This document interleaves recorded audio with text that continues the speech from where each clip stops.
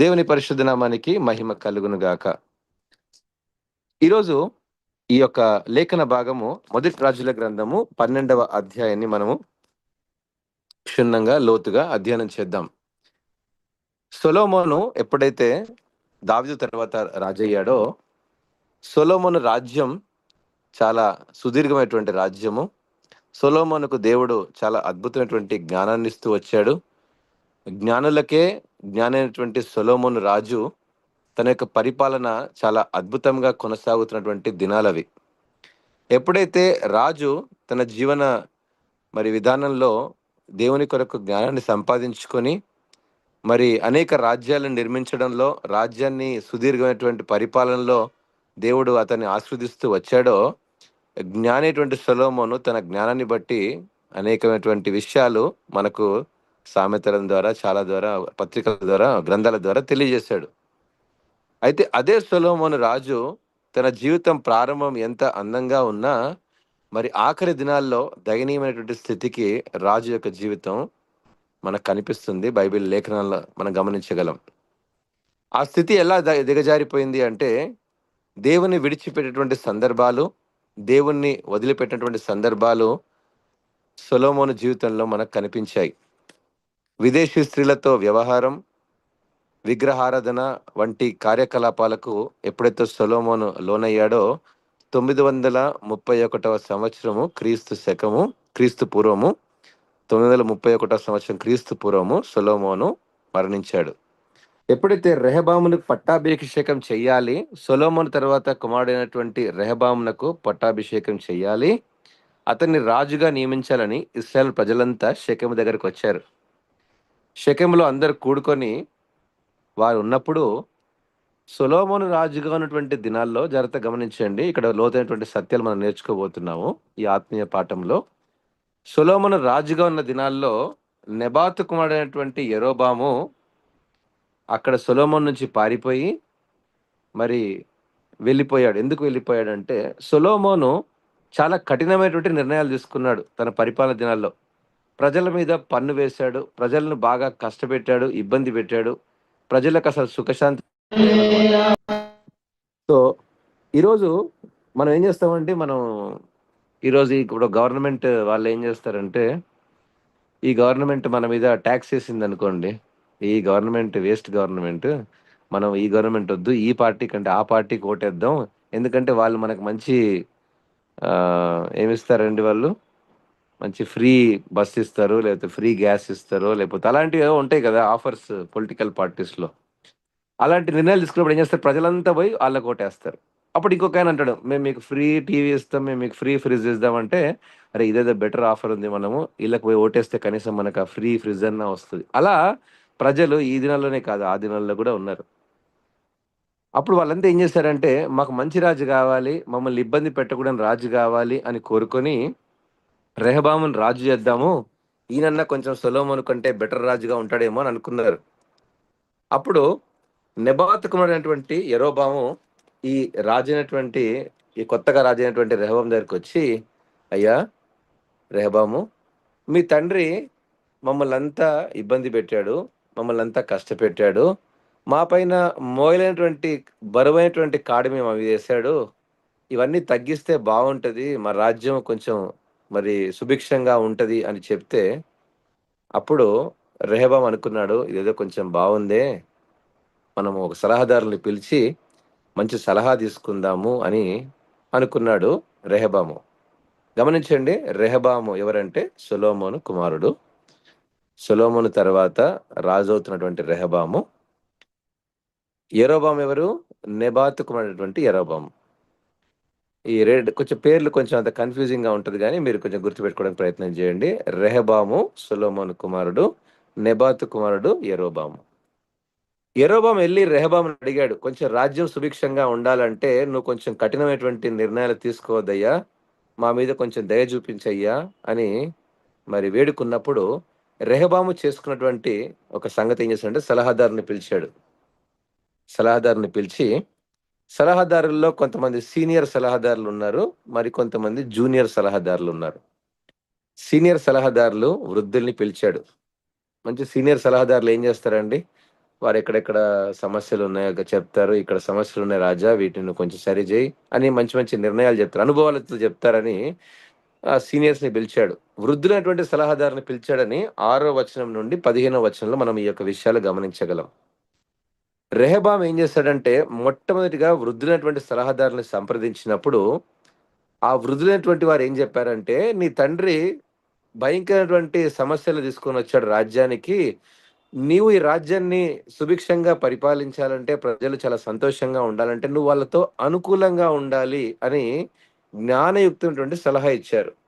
గమనించండి, జ్ఞానయుక్తమైనటువంటి సలహా ఇచ్చారు. ఏమని ఇచ్చారంటే, "నువ్వు ప్రజలతో చాలా అనుకూలంగా ఉండు. కఠినమైనటువంటి వారి మీద భారంగా పెట్టకు. వారి మీద అంత బరువైన కాడి పెడితే వాళ్ళు ఇబ్బందులు పడుతున్నారు" అని చెప్పినప్పుడు, మరి నువ్వు సేవకునిగా ఉండు. వారి మధ్యలో నువ్వు సలహాలిచ్చి మంచి ఒక సేవించేటువంటి రాజుగా నువ్వు ఉండు అని సలహా ఇచ్చినప్పుడు, సరే బానే ఉంది సలహా అని అలానే ఉంచుకొని, సరే ఇంకో పని చేద్దాంలే. ఇప్పుడు వృద్ధులు సలహా ఇచ్చారు బానే ఉంది. ఇప్పుడు మంచి యూత్ కమిటీని పట్టుకొద్దాం. వాళ్ళ సలహా గూడా ఏంటో విందామని యవనస్తుల దగ్గరికి వెళ్ళాడు. యవనస్తుల సలహా తీసుకుందామని మరి రెహబాము మరి వృద్ధుల సలహాని తోసిపుచ్చి, తనతో పెరిగినటువంటి యవన సలహాదారుల్ని సంప్రదించాడు. తనతో పెరిగినటువంటి యవన సలహాదారులు. తనతో పెరిగినోళ్ళు ఏం చేస్తారండి? డబ్బా కొడతారు కదా మన గురించి. "అన్నా నువ్వు తోపన్నా, అన్నా నువ్వు చాలా గ్రేట్ అన్నా, అన్నా నువ్వేం చేసినా రైట్ అన్నా" అని చెప్పేటోంటోళ్ళు మన పక్కనే ఉంటారు. ఉన్నారా అండి? ఉంటారు గదా! యూత్‌లో ఎస్పెషల్లీ మన యంగ్‌స్టర్స్ యూత్ మధ్యలో ఉంటారు. ఆ యూత్ గ్యాంగ్ లీడర్ ఒకడుంటాడు. ఆడేది చేసినా కరెక్టే అని చెప్పేటోళ్ళు ఆడి పక్కనే ఉంటారు. చెప్పాలంటే ఆడిని ముంచేది వాళ్ళే. అలానే జరిగింది ఇక్కడ. ఈ యువ సలహాదారులు ఏం చేశారంటే, నీ తండ్రి వాళ్ళని కొంచెమే కష్టపెట్టాడు. నువ్వేం చేయాలి తెలుసా? వాళ్ళని బెదిరించైనా సరే వాళ్ళ మీద ఇంకొంచెం కష్టం పెంచాలి. ఎందుకంటే ఆళ్ళు మాట ఇనరు లేపోతే. నువ్వు వారి మీద కాడిని ఇంకొంచెం బరువు చెయ్యి. లేపోతే వాళ్ళు నీ మాట ఇనరు. రాజ్యం నీ కంట్రోల్‌లో ఉండాలంటే నువ్వు ఇంత స్ట్రిక్ట్‌గా ఉండాల్సిందే అనేటువంటి ఒక పిచ్చి సలహా ఇచ్చేశారు. ఒక అహంకారమైనటువంటి సలహా ఇచ్చాడు. వృద్ధులు జ్ఞానయుక్తమైనటువంటి సలహా ఇస్తే, యవన బిడ్డలు ఏం చేశారంట? యవనస్తులు అహంకారమైనటువంటి కఠినమైన సలహానిచ్చారు. ఇక్కడ ఈ 2 సలహాలు చారిత్రాత్మకంగా ఘోరమైనటువంటి సంగతులకు దిగజార్చింది ప్రియమైన బిడ్డలారా. ఆనాడు సొలొమోను చేసినటువంటి పొరపాటేంటిది? తన జీవితంలో దేవుని విడిచిపెట్టినటువంటి విగ్రహారాధన స్థితిని మాత్రమే కాకుండా, ఆ తర్వాత వచ్చినటువంటి రాజైనటువంటి తన కుమారుడు రెహబాము కూడా ఇటువంటి అహంకారమైనటువంటి నిర్ణయం వైపు మొగ్గు చూపించాడు. ఎందుకంటే ప్రజలంతా నా కంట్రోల్‌లో ఉంటే నేను రాజుని అనేటువంటి అహంకారం వైపు వెళ్ళాడు. వృద్ధుల యొక్క సలహాను తిరస్కరించాడు. వృద్ధుల యొక్క సలహా ఎలా ఉందంటే, "నువ్వు సేవకునిగా ఉండు. నువ్వు ప్రజలతో మమేకం అవ్వు. ప్రజలకి ఏ కష్టమో తెలుసుకో" అని చెప్పడము విన్నటువంటి ఆ సలహాను తోసిపుచ్చి, నేను వారి మీద రాజుగా ఉండాలన్నటువంటి అహంకారంతో అడుగులు ముందుకేశాడు. ఇక్కడ జ్ఞానము, అహంకారం మధ్య జరిగినటువంటి ఒక యుద్ధం తన రాజ్యాన్ని పటాపంచలు జేసింది. సొలొమోను తర్వాత ఉన్నటువంటి ఆ యొక్క ఉన్నతమైనటువంటి, మహాన్వితమైనటువంటి రాజ్యము 2 ముక్కలుగా విడిపోయింది. ఈరోజు చరిత్రలో యూదా, ఇశ్రాయేల్ అనే 2 రాజ్యాలుగా కనబడతాయి మనకు ప్రపంచ పటంలో. ఆనాడు ఒక్క నిర్ణయము, ఒక్క అహంకారమైనటువంటి నిర్ణయము ఈరోజు చరిత్రలో 2 రాజ్యాలుగా విడిపోయింది. ఆ సంఘటన ఆనాడు సొలొమోను తర్వాత ఉన్నటువంటి రాజ్యంలో మనము చూడగలం. ప్రియదేని బిడ్డలారా, ఈ మాటలన్నీ కూడా మనము రాజుల వృత్తాంత గ్రంథాల్లో రాయబడ్డాయి. రాజు సుభిక్షంగా రాజ్య పరిపాలన చేయాలి అనేటువంటిదే ఎప్పుడైనా ప్రజలు కోరుకుంటూ ఉంటారు. కదండీ! మరి రాజ్యము పటాపంచలవ్వడానికి కారణము ఒక వ్యక్తి యొక్క మరి అహంకారమైనటువంటి నిర్ణయం వైపు మొగ్గు చూపడము. అప్పుడు ప్రజలంతా మరి ఈ రాజు మాకొద్దని పారిపోయారు.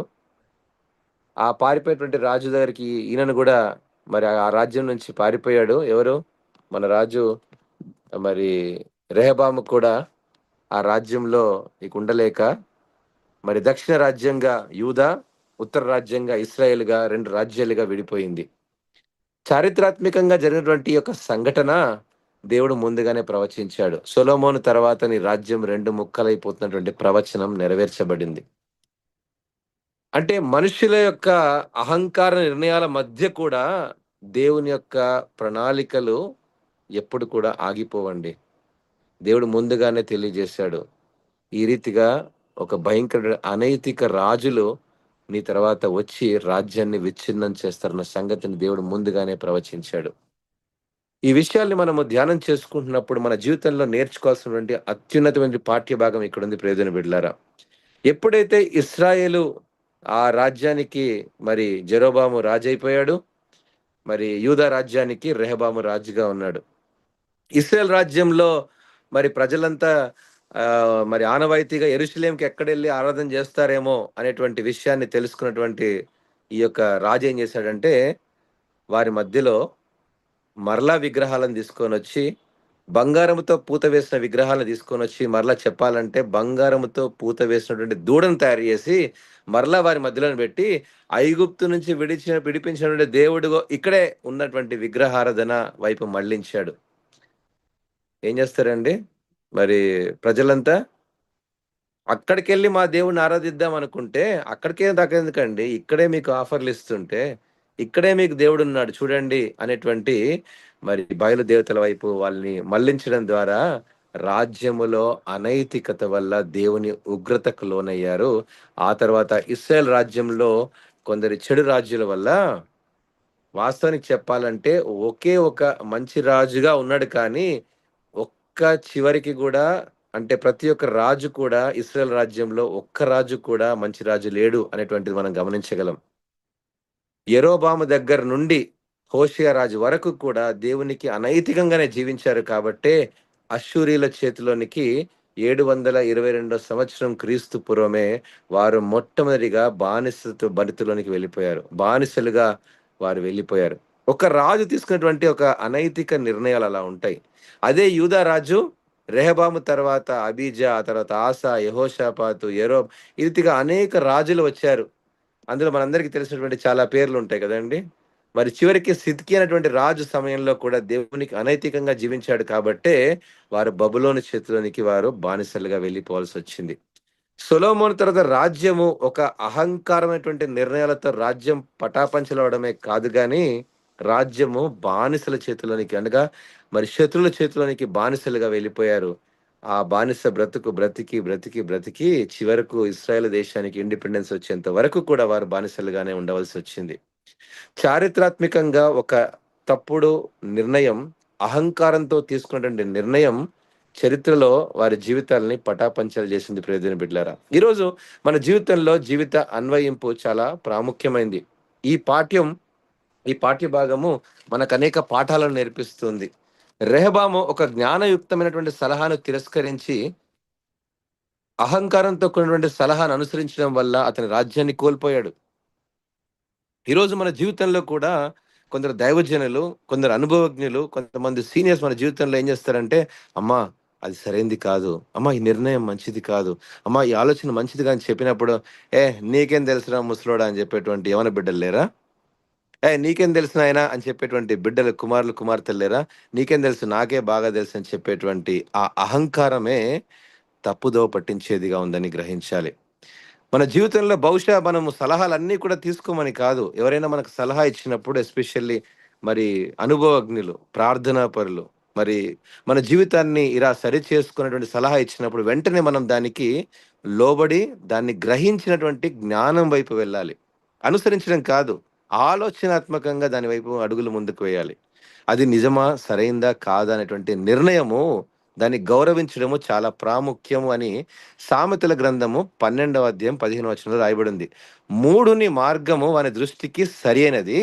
జ్ఞానం గలవాడు ఆలోచన అంగీకరిస్తాడు. జాగ్రత్తగా గమనించండి. మూఢుని మార్గము వాని దృష్టికి సరైంది. నాకే తెలుసు, నాకన్నీ తెలుసు అనుకుంటే అది మూఢుని యొక్క మార్గం. నేను చేసేదే కరెక్ట్. నేనేం చేసినా కరెక్ట్. అది మూఢుని యొక్క మార్గం. కానీ జ్ఞాని ఏం చేస్తాడంట? ఆలోచిస్తాడు. ఆలోచనను అంగీకరిస్తాడు. అరే! ఈ ఆలోచన కూడా బాగుందే! ఇది కూడా నేను ఒకసారి ఆలోచిస్తే బాగుంటది అనేటువంటి దిశ వైపు వెళ్తాడు. ప్రియమైన బిడ్డలారా, ఈరోజు మన జీవితంలో ప్రతి నిర్ణయాల్లో మనం వ్యక్తిగతంగా కొన్నిసార్లు మన అహంకారంతో తీసుకున్నటువంటి ప్రతి నిర్ణయాల్లో నష్టపోయి ఉండవచ్చేమో.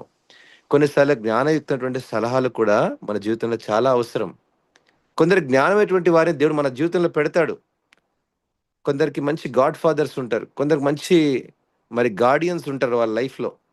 వాళ్ళ లైఫ్‌ని దిశానిర్దేశించేటువంటి వాళ్ళుంటారు. వాళ్ళు జ్ఞానయుక్తుని సలహా ఇచ్చినప్పుడు, వీడికేం తెలుసులే అని మనము దాన్ని దాటింపజేసామనుకోండి, అది మన అహంకారం, అది మన జీవితాన్నే పటాపంచలు జేస్తుంది. కానీ జ్ఞాని ఏం జేస్తాడంట, బహుశా ఈ ఆలోచన కూడా ఏముందో దీన్ని గ్రహిద్దాము అని వినేటువంటి ఆ తత్వమే మన జీవితంలో ఉన్నతమైనటువంటి స్థాయి వైపు నడిపిస్తూ ఉందని మనం గ్రహించగలగాలి. అంతేకాదు మానవుల యొక్క చేసినటువంటి పొరపాటు మధ్య కూడా దేవుని యొక్క ప్రణాళిక, ఆయన ప్రవచించినటువంటి ప్రవచనము నెరవేర్చబడినటువంటి సంఘటనగా మనం గమనించాలి.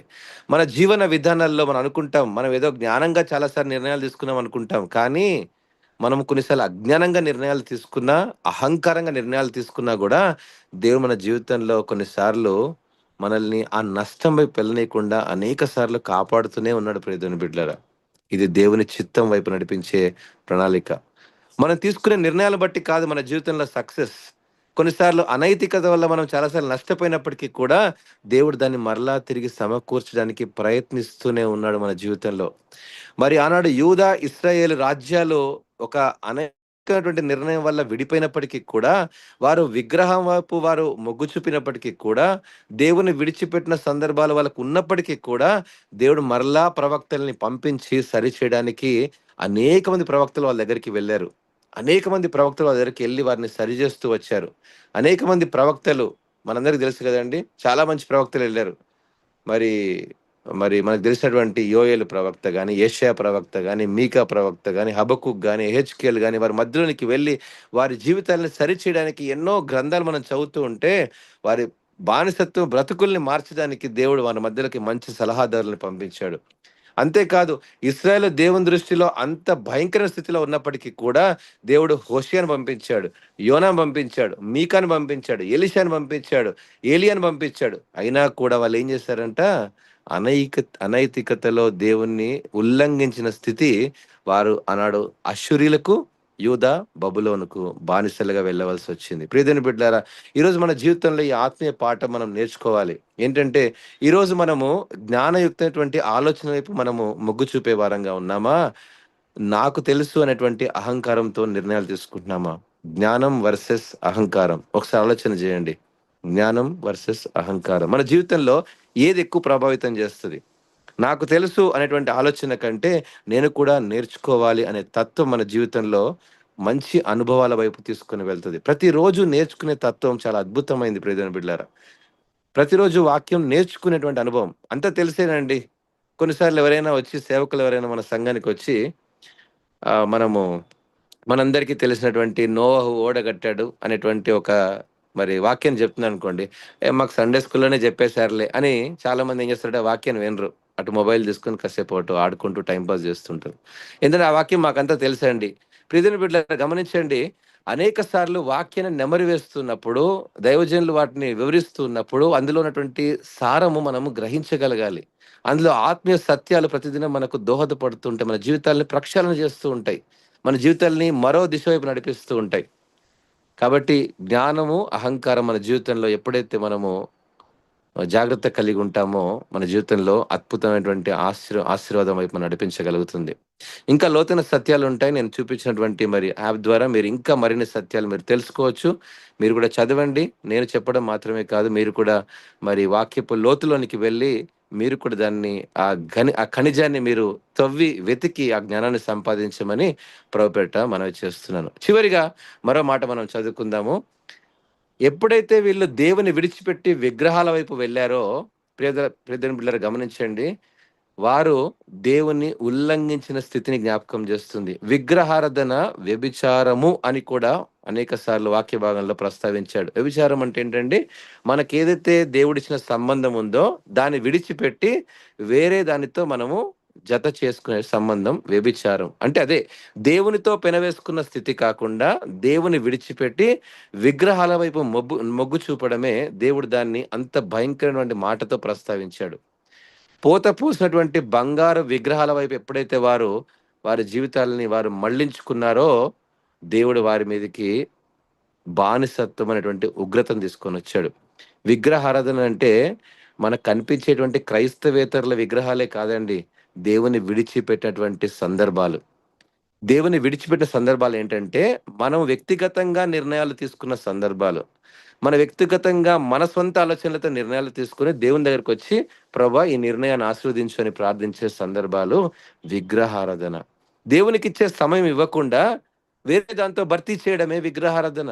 ఈరోజు మనం పొద్దున్న లేసి ప్రార్థన చేయాలంటే చెయ్యాలంతే.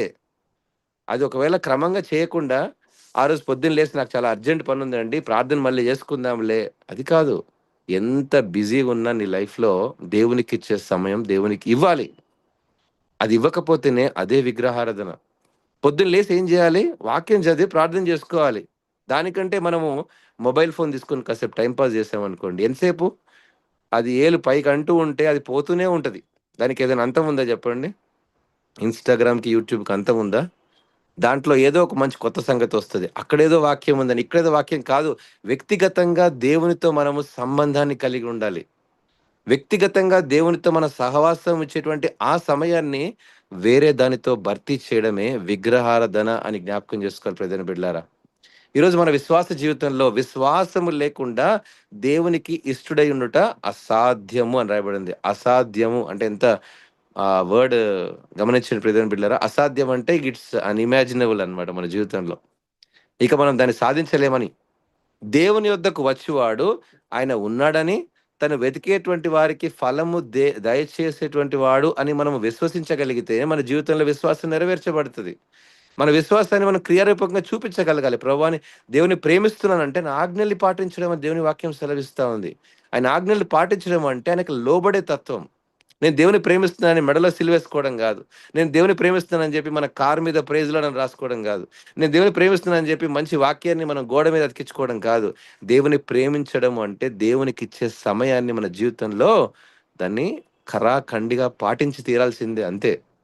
ఆయన సన్నిధిలో మనం గడపకుండా మనం ఎన్ని పనులు చేసినా అది విగ్రహారాధన అని దేవుని వాక్యం సెలవిస్తా ఉంది. హెచ్చరికగా సెలవిస్తుంది. ఈరోజు నేనైనా, నువ్వైనా, నేనెంత పెద్ద సేవకుడినైనా, నువ్వెంత పెద్ద సేవకుడివైనా, మనం దేవునికిచ్చే సమయం ఇవ్వాల్సిందే. 100 మంది, లక్షల మందికి మనము సువార్త చెప్పడం కంటే వ్యక్తిగతంగా దేవునితో సంబంధమే అన్నిటికంటే ప్రాముఖ్యమైన ప్రియమైన బిడ్డలారా. దైవజనుడైన బిల్లీ గ్రహం గారు చివరి దినాల్లో 90 సంవత్సరం దినాల్లో ఆయన్ని ఇంటర్వ్యూ చేశారు బీబీసీ వాళ్ళు.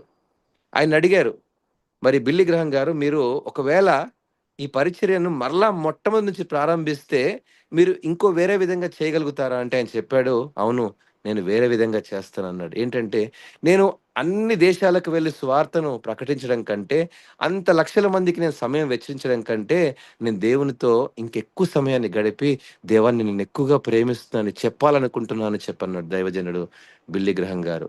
అంత గొప్ప దైవజనుడే అంత పెద్ద మాట అంటే, ఈరోజు నీవు నేను ఎంత ప్రియమైన బిడ్డలారా? దేవునితో మనము ఆ 2 నిమిషాలు పొడి పొడి మాటలతో కాదు ప్రార్థన. కొంత సమయం దేవునితో మమేకమయ్యేటువంటి ప్రార్థన దేవునితో మమేకం అవ్వాలి. దేవునితో అనుసంధానం అవ్వాలి. దేవునితో ఆయన ఉద్దేశాలేంటి? ఆయన ప్రేమేంటి? ఆయన సౌందర్యం ఏంటి? ఆయన మహిమేంటి? అని మనము ఆ ప్రసన్నతలోనికి వెళ్లి అనుభవించినప్పుడే కదా, ఆ విశ్వాసం యొక్క నిరీక్షణ మనకు కనబడుతుంది. తన యొక్క ప్రేమ, తన ఔదార్యము, తన దయ, తన కృప మనము నింపుకొని వెళ్ళగలగాలి. నా గిన్నె నిండి పొర్లుచున్నది అన్నట్టు అనుభవంలోకి వెళ్ళగలగాలి.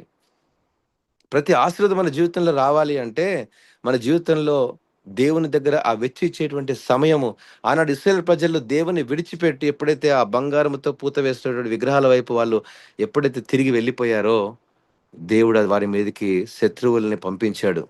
శత్రువుల్ని ఛేదించుకొని, శత్రువుల్ని పటాపంచలు జేసి, ఆనాడు అమ్మోనీయుల్ని ఆనాడు మరి మోయాబీయులందరిని తరిమి కొట్టినటువంటి ఆ యొక్క రాజ్యాన్ని వారు కైవసం చేసుకున్నారే, సౌలు దగ్గర మొదలుకున్నటువంటి ఆ రాజ్యం ఈరోజు బానిస చేతిలోనికి వెళ్ళిపోయిందే అన్నటువంటి స్థితిలోనికి దిగజార్చింది.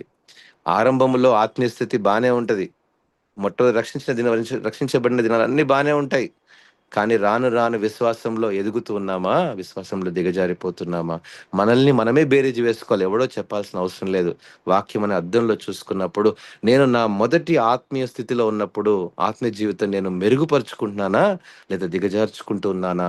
అని ఒక్కసారి మనము భయముతో, వణకుతో దేవుని సన్నిధికొచ్చినప్పుడు, ప్రియ దేవుని బిడ్డలారా, ఆయన ప్రణాళిక ఇంకా మన కొరకు తెరిచే ఉంది. ఆయన కృప ద్వారం మన కొరకు తెరిచి ఉంది. కృపా సింహాసనం ప్రతిదినం మనల్ని ఆహ్వానిస్తూనే ఉంది ప్రతిదినము. తన కృపలో మనం జీవిస్తున్నాము. నీ కృప కాచుట వలన జీవిస్తున్న పాట ఎంత అద్భుతంగా ఉంటది కదా! నీ కృప కాచుట వలన జీవిస్తున్నాను. ఈ మాట మనము పాడుతున్నప్పుడు, చదువుతున్నప్పుడు ఆయన కృపలోనే మనం జీవించగలుగుతున్నాం ప్రియదేవుని బిడ్డలారా. మనం మంచివారమని, మనం ఏదో గొప్పవారమని కానే కాదు. ఆయన కృపలో మనము ప్రతి దినము, ఆయన దయలో మనం ప్రతి దినము మనం జీవించబడుతున్నాం. కృప, దయ ఈ 2 చాలా ప్రాముఖ్యమైనది. కృప, దయ. దయ ఏం చేస్తదంటే మన జీవితంలో ప్రతి పాపాలను క్షమించగల సమర్థత ఆయన దయలో ఉంది. ఆయన కృప ప్రతి దినం మనల్ని కొనసాగించేదిగా ఉంది ఆయన ప్రేమలో. ఈరోజు మనము అవి నేర్చుకున్నప్పుడు ఒకసారైనా సరే మరలా తిరిగి మళ్ళించబడి మరలా దేవుని దగ్గరికి రాగలిగితే ఆయన తిరిగి సమకూర్చేవాడు. ఏదైతే కోల్పోయామో, ఏదైతే నష్టపోయామో మన జీవితంలో అనేక సార్లు వ్యక్తిగత నిర్ణయాల వల్ల మన జీవితంలో అప్పుల పాలు, అనేక సార్లు వ్యక్తిగత నిర్ణయాల వల్ల కొన్ని మరి అహేతుకమైన సంబంధాలు, అనేక సార్లు మన వ్యక్తిగత నిర్ణయాల వల్ల మనం ఏదైనా సరే నష్టపోతున్నామేమో, వాటన్నిటిని మరలా తిరిగి దేవుడు సమకూర్చగలడు. వాటి మధ్య కూడా దేవుని ప్రణాళిక సంసిద్ధం అవుతుంది. అది ఎప్పుడు కూడా వెనుకంజ వేయదని గ్రహించండి. ఈరోజు అటువంటి అనుభవాలతో అడుగులు ముందుకు వేయండి. దేవుడు మిమ్మల్ని అందరినీ ఆశీర్వదించును గాక. ప్రార్థన చేసుకుందాం.